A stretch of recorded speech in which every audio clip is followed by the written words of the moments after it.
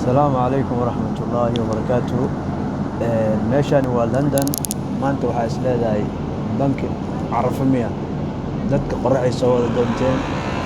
oo ujeedaan ala fiiri meeshan dadkan waxaa leedahay intee laga soo bixiyay si loo qolqolayo fiiriyo meeshan waxaa u sabab ah nabadgelyada ay haystaan waaye nabadgelyada u sabab ah loo fiiri meeshan waxaa dad socda waxaa dad qolqolayo fiiri London nabadgelyada u sabab dadka nabadgelyada waa aham shay fi الحياة أهم شيء في الحياة ومهمة كواد نلاشة نبتقليدة وأهم شيء في الحياة ما لقى صبح مجدة ماشي باقة كجرات جيس كاس فير ماشي أصلا لقى صبح فير إله بين كداري كان نبتقلي ما هيستان الناس نبتقلي الآن هيستان إله بين كداري فير ما لقى صبح باقة أنا لقى صبح إله بين كداري فير Soomaaliya nabad sameeyay fiir meesha laga soo baxay geedaha hoosooda fiir maanta Saturday waay shaqooyinka laga wada nastay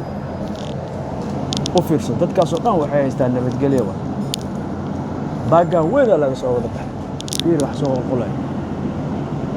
subhana khalaqa as-samawati as-sab'a wal ard oo ilaahay inta ka baqdaan nabadgelyo sameeyay dadka sidaas sharaftaas ku nool yihiin sharafta lagu nool yahay oo ujeeda fiir رجع دمر وحلا بقى مال فيني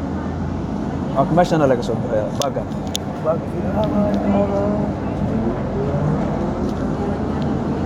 وحوي ما أنت مال سبتية تاريخ ذا يكون بيجان تهاي فري لباتنكي أغسطس بيش سديدات